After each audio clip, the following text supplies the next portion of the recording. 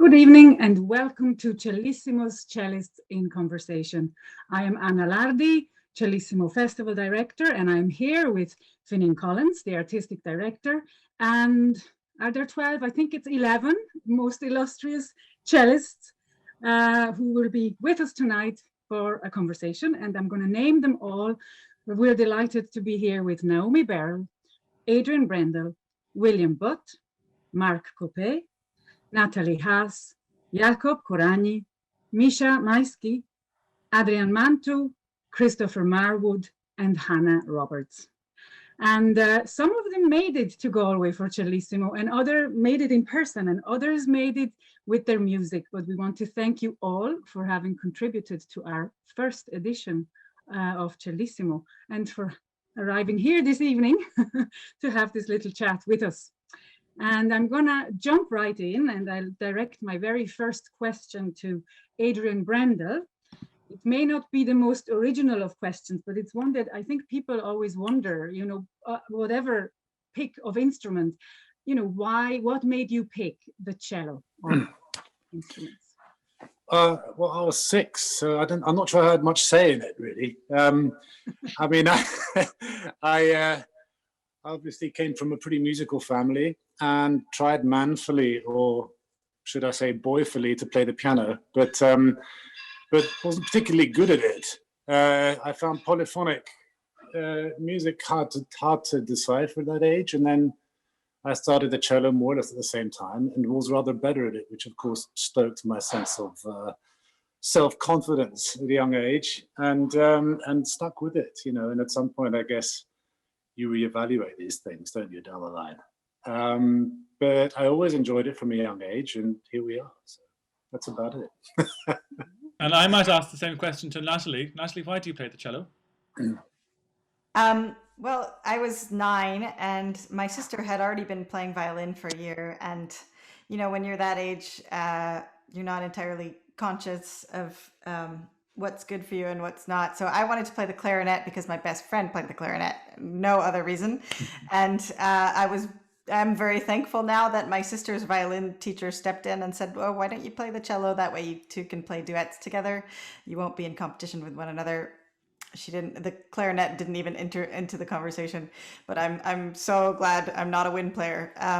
And very thankful to that teacher for making that suggestion, because it turned out well for all involved. Wonderful. What is the best or worst thing about being a cellist? I'm going to ask that to Adrian Mantu. The best thing about being a cellist and the worst thing about being a cellist. I mean, good old day when you're traveling on the flight. Now, with the cello besides yourself, you can always have 2 drinks instead of 1. So that was the best thing. Now with Ryanair, yeah, I have to pay for it, so it's fine, yeah, no worries. And what the worst thing? I don't think, is there any worse thing being a cellist? I don't know, yeah. No, there's no worst thing. Cannot find any worse thing. What about you? I think, yes, Anna, you're going to take over next. Well, Tatjana, the same for you. Do you have a best thing or a worst thing, or can you give us a worst thing about it or a best thing? So worst thing I think for was not for the playing cello, but for my back. Carrying the cello is the worst thing during traveling. But beside of that, everything is so nice. This is best instrument ever. There you go. And then so that's it. So Naomi, to you, if you weren't a cellist, what would you be? I think since I've been. So you brought out an album, or you had a project going that was called Not Only a Cellist.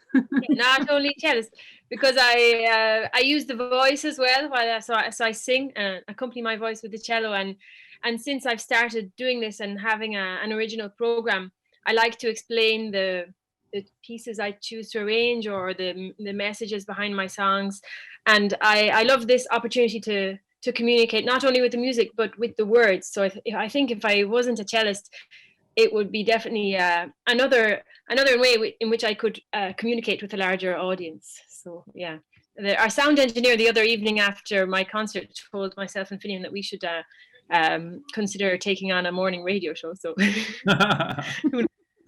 be easier than playing the piano, I'll tell you. We might ask the same question to Mischa. Mischa, if you were not a cellist, what would you be? You know, when I was 5 or 6, I wanted to be an airplane pilot for a very simple reason, because at the time in Soviet Union, airplane pilots were getting free chocolate. That was my main motivation. But ever since I started doing music seriously, I couldn't imagine doing anything else. If I wouldn't play cello, I would play some other instrument, or if I would have had voice and better pronunciation, I would love to be a singer or whatever, but definitely a musician. Indeed. Jakob, the next question comes to you. We were thinking it must be a huge responsibility carrying expensive instruments around with you, and heavy instruments, and traveling around the world. And we'll talk later about traveling around the world and what it means for the planet, perhaps, if we've time. But we just wanted to get your feelings very quickly on that topic of the responsibility of carrying around very valuable instruments and, you know, leaving them behind or making sure they're not stolen. Or how has that been for you? Yeah. To be honest, it's something, you know, the first time I had a really expensive instrument, I had the care of it. I was super nervous. I didn't dare to go to the bathroom, go from the practice room to the bathroom, leaving the instrument in the practice room. When I was in a concert, I would take it with me. But like with most other things, you get used to it, right? At least I did. So now I treat it as of course, something very dear to me and something that I care a lot about. But you know, at least I go to the bathroom and I leave the cello in the practice room while doing that. Very good. So the anxiety has sort of come away from it in that sense. Yeah, I mean, I remember thinking if I had a cello with me in the subway in Stockholm, for instance, I would, you know, have these thoughts. If anybody knew how much money this case is worth, you know, starting getting paranoid. But yeah, you get over it sooner or later, I think. At least I can only speak for myself, but yeah. I wonder, is there anybody else that has particular feelings on that subject, or has maybe had a scare at some point? Tatjana, yes. I had quite a horrible story in my life. Somebody borrowed me a Stradivarius cello, and I played it with a big pleasure and a big honor. And once I left just for one day, I was living in Berlin, and I left just for one day to see my friends. And the same day, some guys came in my apartment, and I was stolen. So they stole the computer, they stole all my jewelry. They took even, how do you say, pupitre, the music stand from Japan, this light one, because I don't know what they thought it was. But Stradivari, they left. Too heavy to carry. It was too heavy to carry. So you cannot imagine that I got call from my neighbors, Tatjana, your door is open, what should we do? Yeah, call police, and please, first thing, cello there, cello is there. Okay, it does not matter. The rest does not matter. So that's life. Very lucky. Well, thank God for undiscerning burglars. That's yeah. So there we go. Well, Christopher, Christopher, you're the only Chris here tonight anyway at the moment. So a question to you. We heard the showcase of the students earlier on, and many of those I hear are your students. So just a little topic on education here. It's a difficult moment for everybody. Obviously, these are difficult times for all musicians, but for students in particular, if there are any watching, what advice would you have for them in this moment and how to stay focused? I think we all have to be optimistic. It's a dreadful time, but if I look on the bright side, I think, well, look, people are going to be so fed up watching videos of wonderful cello festivals and go away. Yeah. That when we can get out to live concerts, I think people are going to love it so much, and I think we'll get back where we want to be. So hopefully not too distant future. It's getting further and further away week by week, it seems, but we'll get there, I'm sure. But I mean, in the meantime, I mean, the challenges of everyone has had to address, of making videos and recording oneself. I think people have learned a lot from that. Many of you will know what Feshkiol is. It's a big classical music competition for young players in Dublin, and they have done the most wonderful job of putting the competition online this year. And there's so many entries of people making videos and sending them in. It was actually amazing to watch. This weekend they had all the entries of the whole thing online just for a couple of days to look back.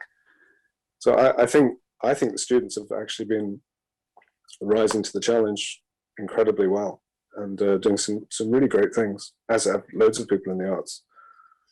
So yeah, we'll get there. Yes. Good. Yeah. Words of hope. That's great. Well, my next question goes to Hannah. Hannah, were you having issues with your microphone, or are you okay there with sound? It was, but it's now fine. So I'm back. Happy to be back. Yeah. Excellent. Well, the question for you is, I mean, you have been at this game for some time, and again, looking at students who are starting out now, starting careers in the 21st century. Is it different now? Is it the same as some years ago? Gosh, that makes me feel really old, Anna. I tried to frame it. There's some time, old lady. But yeah, no, I think it's a great question. And I think, you know, what we've all just been through in the last year has really accelerated that kind of thought process for everybody. I'm sorry I missed out on the last few minutes, so I hope I'm not just repeating what someone else had been saying. But I think that, you know, being adaptable and being able to combine some of these technologies with live, you know, as this festival is showing so brilliantly, to be able to be flexible in that way has become even more important. And I also think that a lot of the kind of rigid kind of categorizations that maybe people suffered from a little bit in the past, maybe 50, 60 years ago, this question of, you know, are you going to be a soloist? Are you going to be an orchestral player? Are you going to be a chamber player? I think, you know, thankfully that is all becoming very different and more fluid, and people's careers are much more varied. And I think there's a lot more sort of sharing of different disciplines within careers as well. So I think it's changed a lot, and I think many students now are really equipping themselves very well to be very flexible. Great. Yes, indeed. I think it's very important that students think outside the box, and we're all developing careers in a very different way maybe than in the past. We start cello festivals when we feel like it, and we do all kinds of different things. But I do think that, in a related point, that it is a particularly, this whole pandemic has been particularly difficult for students. I think they're at a very, very tender stage in their development, and it's really a difficult time. And I do feel that it's a really difficult time for them to and they really, the 8 students who took part in the master classes, and many of the teachers are here this evening, they spoke so positively about the experience. They said they've really been starved of tuition in the last while, and they were just so glad to play for different people in a very short space of time, to have the chance to play to 3 or 4 different teachers. We had a question for Bill. Bill, you're very involved as a teacher in Dublin at the Royal Irish Academy of Music, and what advice, generally, even not necessarily related to the pandemic, but what if there are students, say, watching this evening and, you know, thinking about the future, what advice would you give them that you think could help them? Oh, just being honest. Just as far as I'm concerned, since all this started, I mean, I think it's maybe people have more time or something, but all my students seem to be doing like better than before. I mean, I'm not saying, you know, we should stay like this, but in quite a few cases, I've been taken by surprise, actually. I think whether that's just to do with people having more time, more contact time with their cellos, or possibly is it possible that maybe some inhibitions go when we're, you know, I mean, I'm not, I mean, if I was given the choice to go back to normal, of course it's superior. I'm looking forward to that when it happens. But yes, I think we're all looking for the rather than you know, kind of freaking out about how bad it is and everything. My kind of experience so far with my students has been positive. Yeah. That's nice to hear. Yeah. Yeah. Well, we wanted to move on to a different topic, something that we're very proud of at Cellissimo, and that is the Galway cello. Some of you will have seen it in real life, and some of you might have heard about it, and I know at least one of you have played it, but and I think there's a picture of it there. This is a cello that we've had made specially for Cellissimo. We've had it made from Galway wood. It was a concept from Philip Fogarty, a local musician living in Galway. And we commissioned Curos Troxide, a luthier resident in Ireland, to make this cello from Galway woods. And it's nearly all from Galway woods. Of course, the fingerboard is from ebony, and there's some German wood in it, but it's mostly Galway wood. And it is modelled on a Stradivarius, the Gore-Booth Stradivarius, that from 1710, that originally belonged to the Gore-Booth family of Lissadell House in northwest Ireland. So it has a link back to the west of Ireland, and it's modelled on the plaster cast of that cello. And some of you may have heard Naomi, who's here with us this evening, performing on the Galway cello at our opening concert. We commissioned a piece from Bill Whelan of Riverdance fame. I see Natalie nodding her head there. And Bill wrote a beautiful piece for Naomi to both perform and on the cello and to sing with fragments of poetry. And I just wanted to show the Galway cello to you all, because if you had all come to Galway, we would have shown it to you in real life, and you might have tried it or played it or admired it. And I just wanted to mark that moment here with you all, and maybe pass the word to Naomi just to tell us a little bit about the experience of getting to know this instrument. And she was quite involved with it from an early stage and has brought it around on projects. And Naomi, just maybe tell us a little bit of your impressions and your experiences with the Galway cello. So yeah, I think I was one of the first to get my hands on this beautiful and unusual instrument, and the first projects which took place involving this cello were some outreach projects in the schools and with some non-Irish people who are based in Galway, and it was lovely to bring this very special instrument to these places and these people who maybe wouldn't usually hear a cello, wouldn't usually know well classical music and classical repertoire. So in a series of workshops, I introduced them to this instrument, giving them a taste of classical repertoire, and then also some songs we exchanged, and the local children, island, city and county children passed on, and we passed on some melodies to me, and we created some music together. And it involves a lot using the voice alongside the cello. I find that not all cellos amalgamate straight away well with the voice. Some have maybe a harsher tone or a stronger tone that works very well alone, but with the voice it has to be worked on a bit. And straight away on the very first time I went to meet Anna and to play the cello, I thought the voice for such a new instrument was unusually mellow and already had a lot of character. And yeah, I think that's something very, very special and very unusual in such a newborn instrument that's come alive very recently. You used it in your own concert, in your solo concert on Friday night. You played a set of tunes on it. Is it very different to switch from one instrument to another and then back again? How is that for you? It can be, yes, and I love the harmonics, so I often use a series of harmonics to accompany what I'm doing with the voice. And often harmonics on cellos can be slightly in a different way, or can be in a slightly different place. So yes, I chose quite carefully which pieces I would do on my own cello, which pieces I would do on the Galway cello. And I think also, just going back to Bill Whelan's work, Fragments, he's definitely pushed the boundaries of vocal and cello performing at the same time. And I think the Galway cello definitely stood up to this challenge and helped me along the way. Yes, so I think it was, I think it really worked very well for this piece.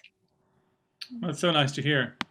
And we do hope that some of you will have the chance to get to know this instrument in the future, because it's, as we said the other night, it's going to be probably around much longer than we are. And if you didn't hear Naomi's performance, both on the opening night of Bill Whelan's piece Fragments and at her own concert live from the Micklally Theatre on Friday night, you can catch them back on the Music for Galway website until April the 4th.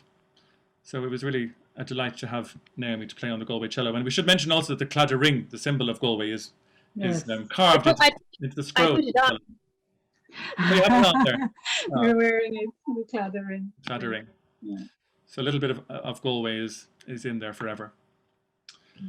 Well, if we're moving on to a very different topic, then there was something that struck me as I'm not a cellist, obviously, and I was pushing together the program for this festival over the last number of years.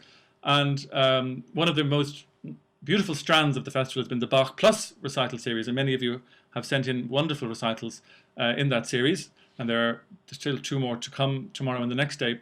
But what really struck me was I asked you all to select pieces to go with the Bach suites, and the programs that came back the pieces that came back with the Bach suites were nearly all late 20th century or very early 21st century, and there was nothing from the 19th century. There was nothing from the 18th century apart from Bach. There was a piece by Duport, which Marc performed beautifully. But I was really struck by that. Why is there no solo cello writing from the time of Mozart and Haydn and Beethoven? Why is there no solo cello writing from the time of Schumann and Brahms and all the way through? And actually, Marc and I were chatting about this the other day, because Marc is one of the few who actually was here in person. And we were talking about this. And Marc, I thought you might just address this what I find was a very interesting, how the solo cello repertoire, if you like, sort of after this amazing flourishing with Bach, then disappeared and then only came back really in the time of Koranyi, and then has had a big renaissance in the 20th century. Yeah, it's an extremely interesting question. We can just wonder. I don't know if I have actual explanations about it, but we were having that discussion, and of course, I think one of the major explanation is that your instrument, my dear Finghin, the piano, is the king of all instruments for the end of the 18th century and all throughout the 20th century, and the polyphony is taking over. And I guess we are somewhat stuck in the melodic role, which is beautiful as well, but we lose our independence that we had in the late 17th or the viola da gamba had in the late 17th century, and that we as cellists with Bach, and unfortunately very few composition. That's why I was happy to play this Duport study, because Duport, as other studies, is the only thing that we have. So we can play Piatti, we can play Popper, we can play Duport.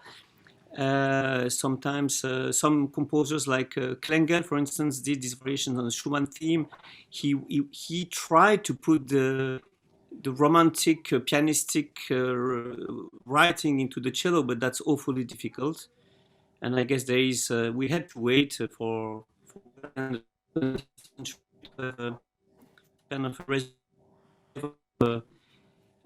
what. But otherwise, this is breaking up there a little bit, Marc. Maybe I might just throw that question out to anybody else. Have any thoughts on this question that I've raised. Oh, Bill. I just thought in the car earlier, because that was a question that I said, yeah, I don't know. But actually, it's kind of quite obvious. It's just that Casals, like, no one was playing the Bach, really. So I see. Right. Do you know what I mean? Like just a wider look at Nobody was playing solo cello at all. It wasn't a thing. Yeah. Simple as that. I see Adrian Brendel is nodding his head. Would you like to? Well, no, just because that's what occurred to me. These are it things was that in the late 1880s, wasn't he, that he discovered them as a teenager, if memory serves me correct, in Barcelona, and I guess he started playing them fairly early, but recorded them later, I think, and of course that would have brought more attention to the idea of a solo cello concert, and might have encouraged. I'm not sure if it would have had anything to do with the writing of the Kodai Sonata, but certainly it would have been one of the perhaps the bigger impulses for composers to take it up as a medium. We switched tack a little bit, and my next question is back to Adrian Brendel, actually, and it is maybe inspired a little bit by what I saw in your living room when you were giving your masterclass, that beautiful painting. And the question is, what other art forms inspire your practice, your music, your understanding? Well, I think sort of bits of all of them, really. I don't know. I sort of believe in a bit of unified culture that sort of everything feeds into it, you know. But certainly some art has. My father collected a lot of art by a Berlin-based artist called Max Neumann, wonderful artist who needed music to paint. He always had classical music on, and there is a wonderful symbiotic link in his art to music. I loved the idea of Paul Klee taking a lion for a walk. Music was always very important to him as well. But yeah, lots of visual art, literature too, films, humor and art, which was something that we had a lot in my household when I was a kid, because my father was very interested in that, is interested in that. Many different things. It's hard to pinpoint any one particular thing, but it all sort of feeds into it, isn't it? Yeah. Well, may I ask the same question to you, Mischa? How were you influenced by art or other things? Actually, I was listening and thinking how I totally agree with everything I just heard from Adrian. No, because it's true. I think it's a question of trying to broaden your approach to life generally, not just to music making, and try to absorb as much as possible influence from any art, and not only art actually, from life itself, and it affects very much your personality as a human being, and which inevitably, of course, connected with your personality as a musician. So as long as one stays open-minded and curious, always never being lazy mind in your mind, and trying to learn and discover new things, be it in art or any other way, it's certainly a very positive thing for musicians, and not only musicians actually, for anyone. Yes, thank you. Well, and now something that is really putting well, Natalie to the test now. Just your attitude to music making in one sentence. Oof. Well, gosh. Put you on the spot. It should be fun. It's a playful thing as well as a serious one, and I want to live by that and keep it fun, no matter what I'm doing, performing, practicing, whatever. That's more than one sentence. Sorry. Summed up. It should be fun. Yes, well, Naomi, can you give us a one sentence to? Yeah, I think similar. Fun and joy, the ability, I think, to give a gift or to give joy, to give people the wish to maybe dance or move. One of my favorite things is when I play maybe a more jazzy or folk piece, and I see maybe a few toes tapping and in the front row, or you know, just that ability, which obviously can be passed through all the class repertoire as well. And we pass on. I think. Sorry, it's just your audio is going there a little bit with your broadband is a little bit not doing what it's supposed to. So we'll move on, I think. Unless, yes, I think Finghin. Yes. Well, we wanted to. We're very conscious that you all have had such illustrious careers and are having illustrious careers, and you've all met amazing people. And we've heard already a little bit during the masterclasses from Mischa about people that he's met. And in fact, on Wednesday, Mischa is going to have an interview with Ludmila Snigareva all about Rostropovich. We have a talk about Rostropovich, and he's talking about his influences. And we're showing a film about Piotr Górsky. And we know that Mischa, of course, studied with both Rostropovich and Piotr Górsky, and all that the knowledge that brings to one's life. And I just wondered whether other people, I mean, for example, Hannah, I know that you mentioned you studied with William Pleath. You toured with Yehudi Menuhin when you were younger. Maybe just people watching, I'm sure, would love to hear some of what it was like to meet these amazing legends. Maybe you would like to say a few things about that. Yes, thank you. I hope my internet is holding out this time okay. Sorry. Yes, we hear. No, I mean, I've just been so amazingly lucky. I think about it every day because when I was 9, I auditioned for the Yehudi Menuhin School just at the time when William Pleath, who had always said he wouldn't teach children, accepted Menuhin's invitation to go and work at the Menuhin School. So I then had lessons with him between the age of 8 and 19, or sorry, 9 and 18. And it also coincided with a fantastic period when Menuhin was wanting to do a little bit more playing at the school with the students, and included us in some fantastic projects. So I got to play Mendelssohn Octet with him, Brahms sextets, and we toured in China and India with those pieces. So I was super lucky. Just maybe that age that Anna was talking about before was a blessing at that point to have those opportunities. And, you know, Pleath was a most incredibly generous kind of musician and person. And there was always a great sense of warmth every time there was a lesson. His demonstrations were really exquisite. They were always done standing up, which was something of a miracle, we always thought. So he would stand up and just play something really beautifully. And he was always extremely encouraging, but without being too lenient, and had this amazing gift of being able to conjure up imagery that would immediately inspire a kind of solution without having to explain all the nuts and the bolts of something. And, you know, a good example that I remember was him talking about the idea of using a quill to make writing with, and the kind of line, natural line of the hand shapes with the strings, and those kind of things that just immediately unlocked a very natural approach to the playing and the music. And he was completely obsessed with trying to make the least separation between the technical aspects and the musical requirements, which I think is something that certainly influenced me very much when I had the opportunity to start teaching myself. So I'm so grateful for all those opportunities, these fantastic musicians. Wonderful. Thank you, Hannah. And Marc, you studied with Janos Straker, didn't you, in Bloomington?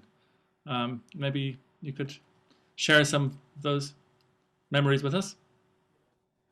Yeah, it was an incredible time, and he was already in his 60s, 65 around. It was wonderful because it was, it was this, but it was incredible atmosphere of Bloomington, which was whether with Joseph Gingold, Georgi Shebok, Menachem Kressler, Koguli, Dubinsky. So it was also this collective.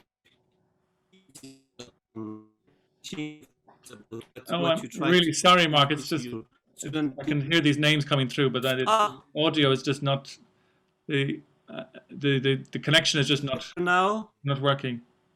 Maybe. Is it getting better? Yeah. Hello, I'm yes. here. Yes. Okay.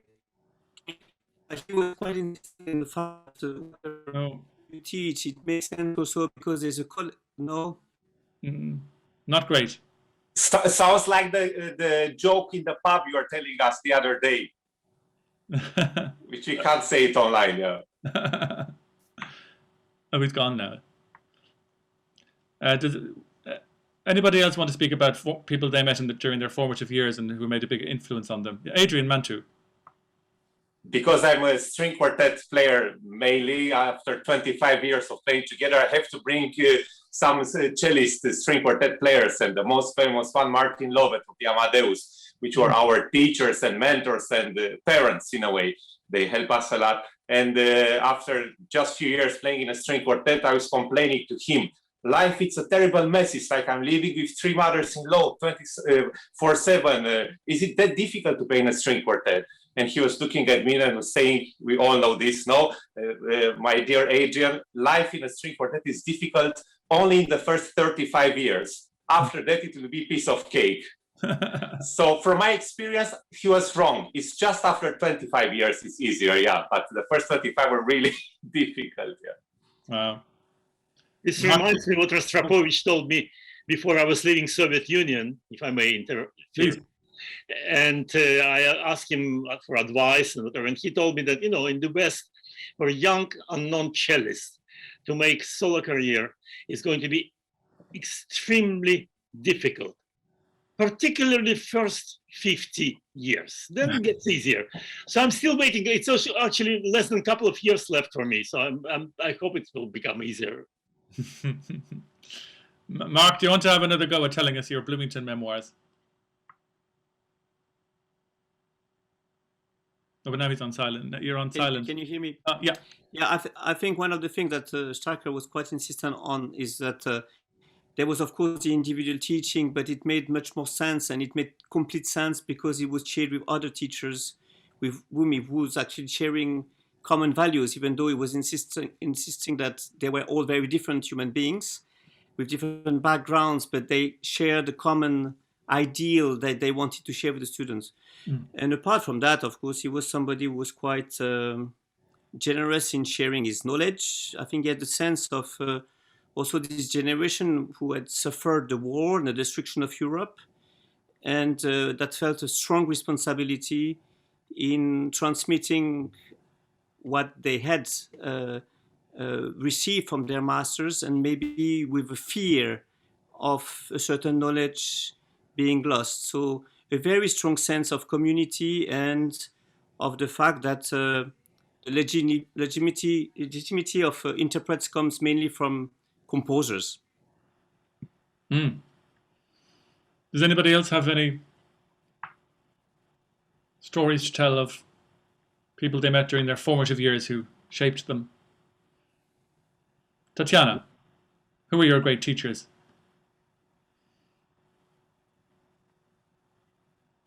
Yeah, my great teacher. My great teacher is, of course, David. David Geringas. Yeah. Yeah.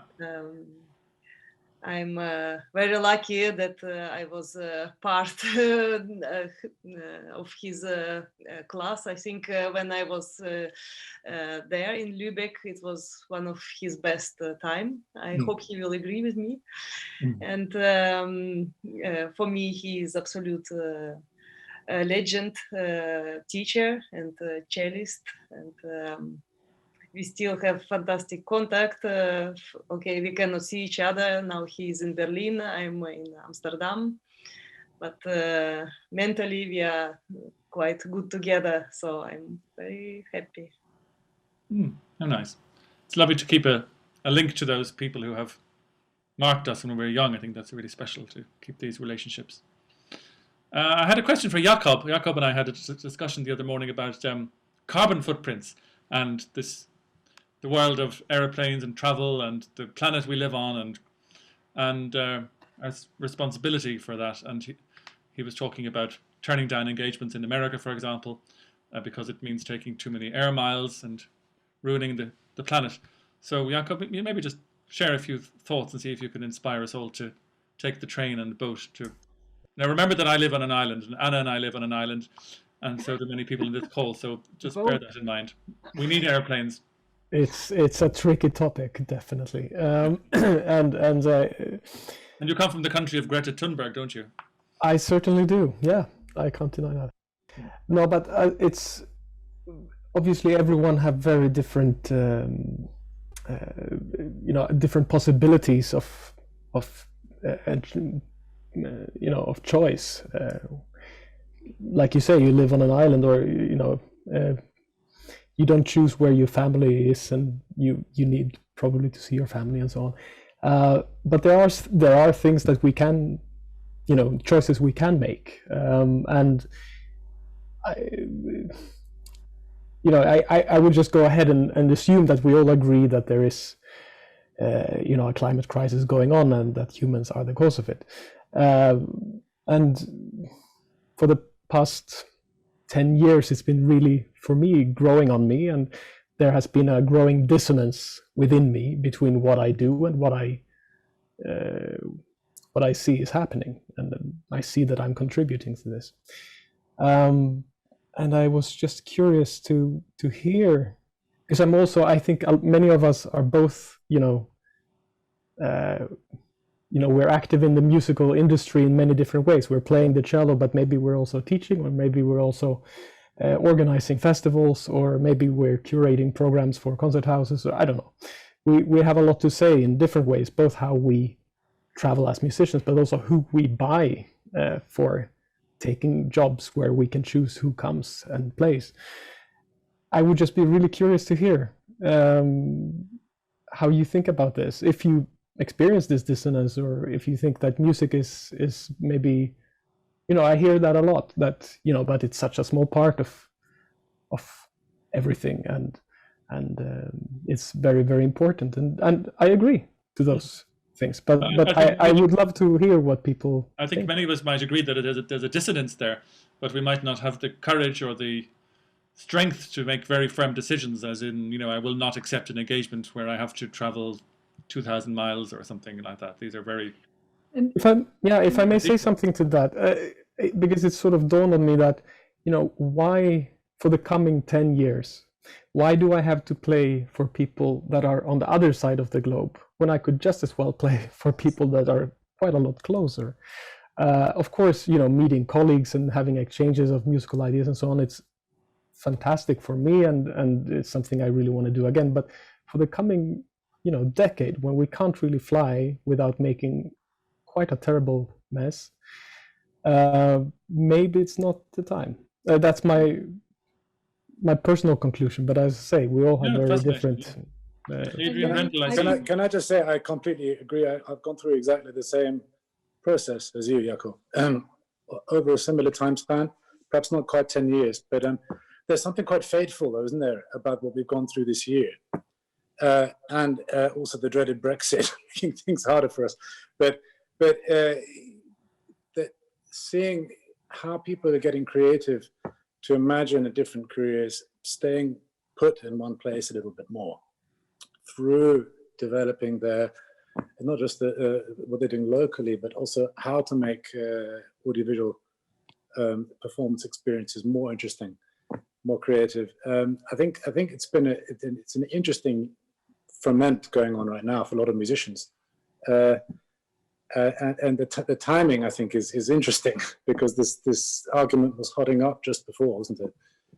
Amongst a lot of musicians, and maybe the younger ones are even more on the pulse, perhaps, than us in this respect. I really hope. I'm really glad to hear what you're saying, and I really hope you're right about the younger ones.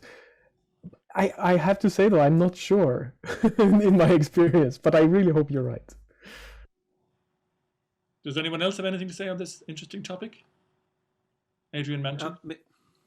Maybe I was thinking this is also maybe something also to go to reconnect to to a different speed, not being so fast, maybe taking.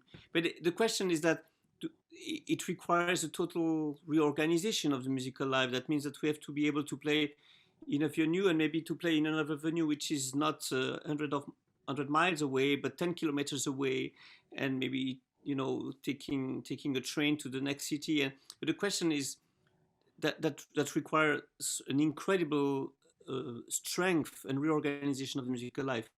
Yeah. And this is not only in our hands. This is. But I was thinking of I came across programs of Liszt tours where he chose a region and literally goes from one village to another and play different program, and that means a tour, a week of concert by Liszt happens in an area of 80 kilometers basically. Why not reconnect it to that? But that means an incredible revolution in our life, and I don't know if we can be so optimistic about the fact that it's going to be happening. Let's be hopeful, but it's not done yet. Well, that's why I ask in this forum, because I think we can actually really push things in that direction if we agree to do it. Mm-hmm. Certainly. Mischa, what do you think?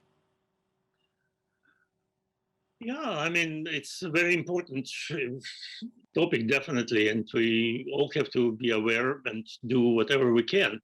But it's like everything else in life. It's a question of balance. One shouldn't go to another extreme, because still, sharing music with as many people as possible, if you're lucky to have this opportunity and to have some talent which people enjoy, it's a great responsibility. And of course now with internet, and particularly these days with pandemic, everything, there are other ways to do it, but it's, as we all know, it's not the same. And this system of traveling all over the world is, and as tiring, as difficult as it is, still, of course, it's true. It's not a good approach then, what difference I alone can make. Because, of course, if everybody feels this way, then we'll never make difference. And we all have to do our little part and contribute to whichever way is right for us. But it's very personal, and as long as nobody imposes his ways and opinions on you, then it's okay. Well, we've been talking about the health of the planet, and I just wanted to bring in a little bit about the health of you as musicians and as cellists, and dragging these big heavy instruments around with you, and also a lot of sitting there and playing in certain posture and all of that. How do you keep yourselves, how are your backs or other bits? So who should I ask this question? Maybe Hannah, how about you?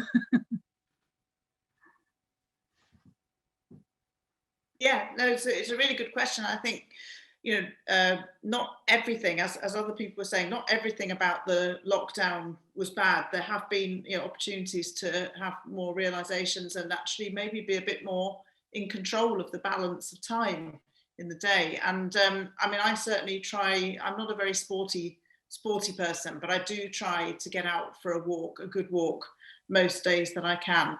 And I think it's very important to try and get that balance. As you say, being cellists, we sit a lot as well.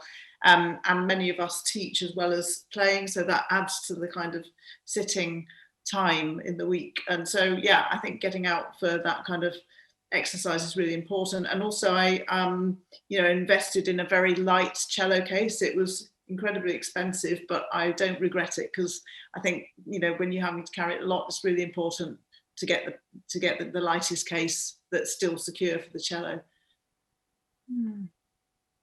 Yes. Can I suggest also you can even better to get an apprentice to carry your cello? I tried this, yeah. Yeah, that'd be good. No, I always say that the moment somebody else will have to carry my cello, I will stop playing. I cannot. And I mean, never mind. There you go. Yes. Chris, you're a very tall man. Does that in any way impede, make things better or worse as a cellist? Is that an issue at all? I think it can be an issue. Yeah, I was actually working in the garden this morning for quite a long time, and I tried to play my cello, and my back was killing me. Right. So you have to watch out for the backs, and I am getting to know my physiotherapist better these days. But yeah, try to take care of ourselves. Yeah. Well, and it's very important to have a partner, a physiotherapist partner. So maybe for us, not this life, but maybe next life, we should look into it more carefully. And on that salutary note, I think I might bring proceedings gently to a close. I want to thank you all so much for being here. It's as close as we're going to get to having a real festival experience together, and it's sad to think that we can't do that in person. But I think this does make up for it in some tiny little ways. So thank you all for taking the time to join us all together. Thank you for your performances. We've heard some of you. We're going to hear more of you as the festival continues until its climax on Wednesday night. For me, I'm really looking forward to Natalie's Hop the Cello show, which is coming tomorrow night, which is and I urge you all to watch, because she's going to explore the links between the cello and traditional music, and that will be absolutely fascinating. And she gave a wonderful class this afternoon to our students all about that. And tomorrow there's a discussion followed by a concert about traditional music and the role of the cello. So that's going to be fantastic. And but really, thank you all for being so flexible and rejigging everything because of the way things worked out. It's been terrific, and we're very happy with how it's gone, and we do thank you. Dear Finghin, if I may say, I think this is also for all of us to thank you for keeping up and making that festival. First of all, to imagine that fantastic program and keeping up where so many things have been cancelled, fighting whatsoever. I think we are all extremely grateful. Really, thank you. Yeah. Thank you so much. And thank you. I would not be here without my wonderful colleague Anna Lardi, who has kept the show going, and all the other people behind the scenes who keep it going. So thank you so much to everybody, and thank you for joining us this evening, and good night. God bless. Good night. Thanks, Finghin. Thanks, Anna.